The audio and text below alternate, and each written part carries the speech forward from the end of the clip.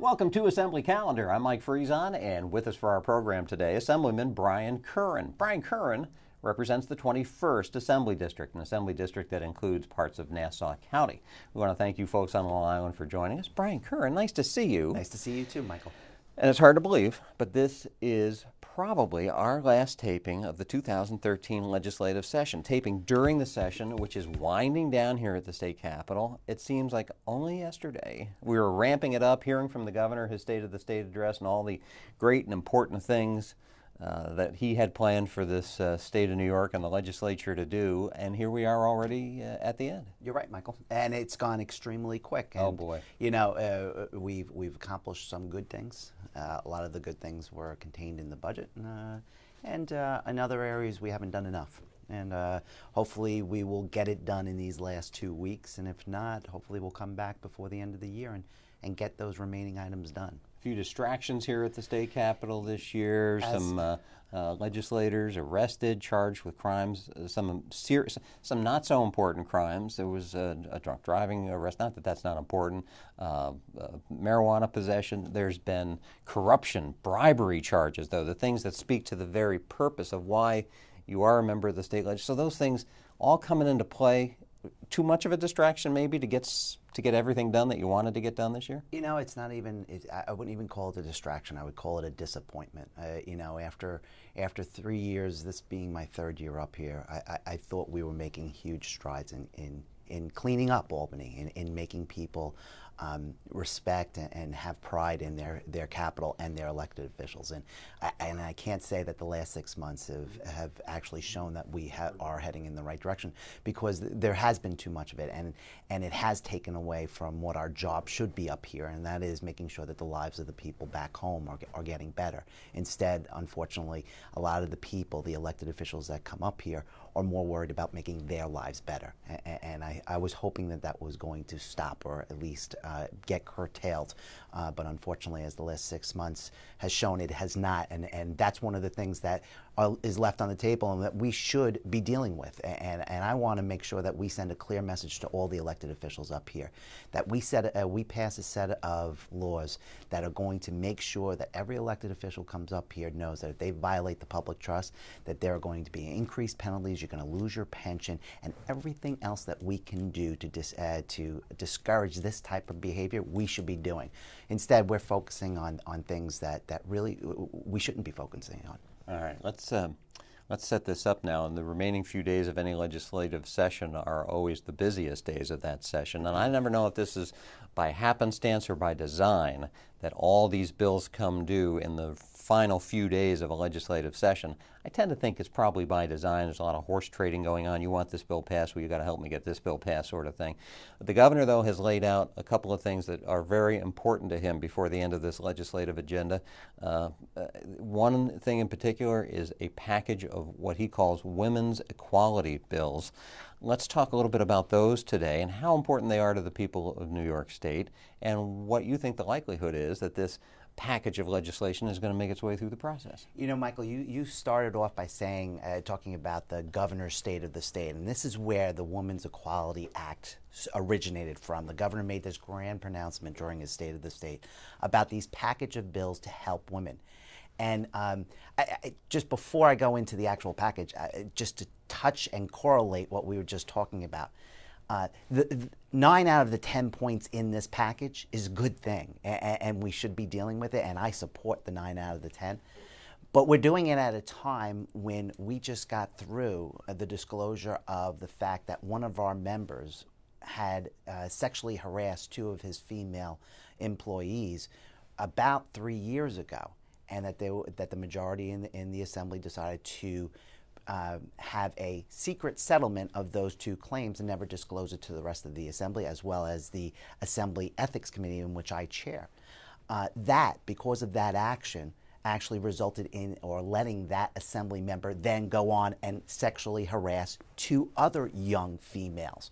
So I guess my point being that the governor, who has sat back during all of this and has not really publicly said much on this topic, is now pushing a package, pronouncing that this whole package is meant to protect women when we aren't doing our job protecting the women that is under the employ of the Assembly. And I have to actually say that because it's very ironic that we are pushing this package saying that we are looking out for women, but we can't look out for the women that's actually under our employ. So if you just forgive me for that 1 second to make sure that I put that out there, because I think it's important. There's a lot of people I know are watching the program right now thinking there's an old saw out there that you have to get your own house in order. Exactly. Before you can go out and exactly. be working with anybody else on their home. Right. Now, just getting back to the governor's package, as I had said, that the governor's package consisted of, the Women's Equality Act consisted of 10 points, 10 actual acts, pieces of legislation. Now, unfortunately, it is my understanding that he's going to bring this to the floor, as he has done in the past, in one omnibus bill, causing you to vote for the entire thing or vote against the entire thing. He is not allowing the 10 individual proposals to be voted on separately, which it should be in this case, because as I had said, there are 9 very good points in this bill. It's pay equality for women, which I support and we should look for and work towards. There's ending discrimination towards women in housing, in employment, in income situations where their income may be derived from public assistance and they shouldn't be discriminated against that. There's a human trafficking bill that's part of the 9 points. That is a great thing.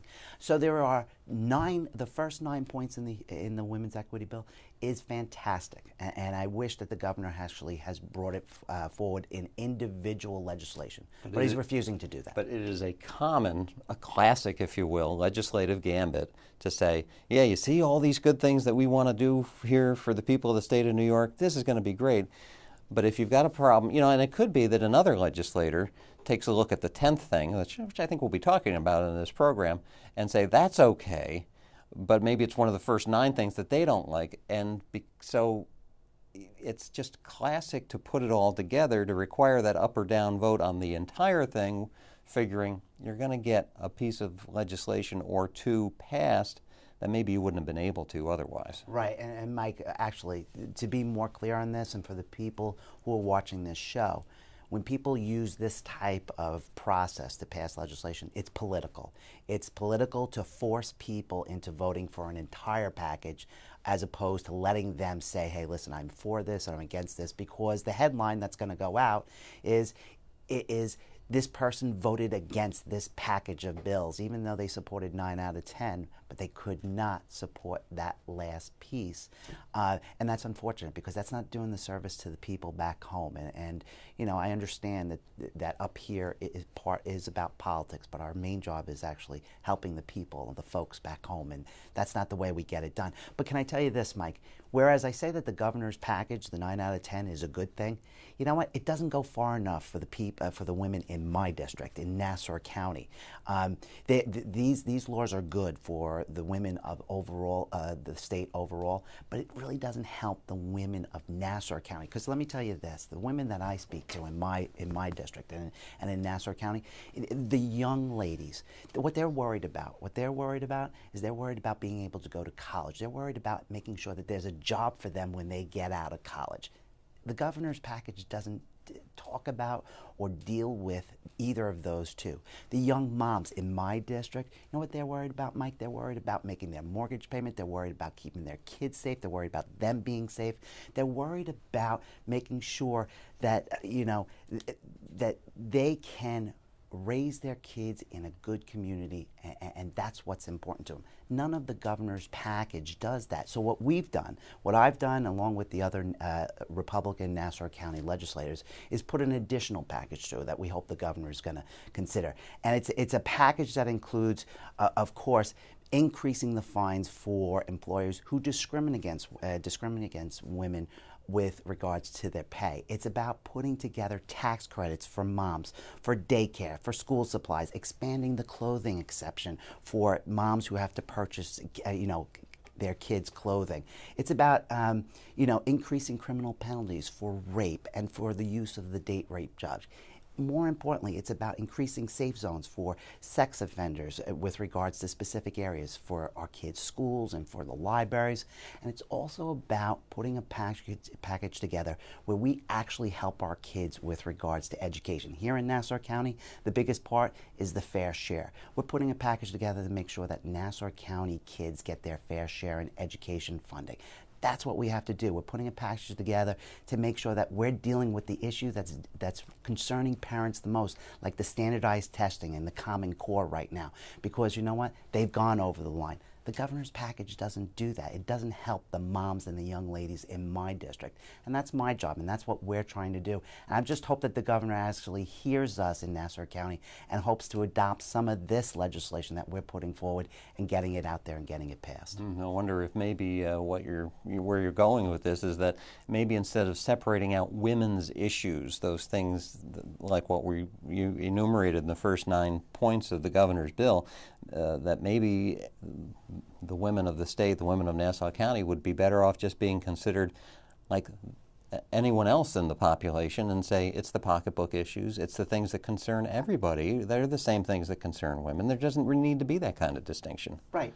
You know what? The governor's package, a lot of the governor's package is, and I hate to say this, window dressing. There's good proposals that we should be dealing with, but you know what? They're not the issues that the women in my area are really concerned about, and that's what we should be dealing with. In our remaining few minutes, I would be remiss if we did not discuss the 10th issue, the thing that you said that you personally would have problems voting for in this package if the governor does get it to the legislature for a debate and a vote. What is that 10th thing? You know, the 10th point in the governor's proposal is called the Women's Health Reproductive Act. And, you know, this issue deals with the issue of abortion, which is always a lightning storm for issue for everyone.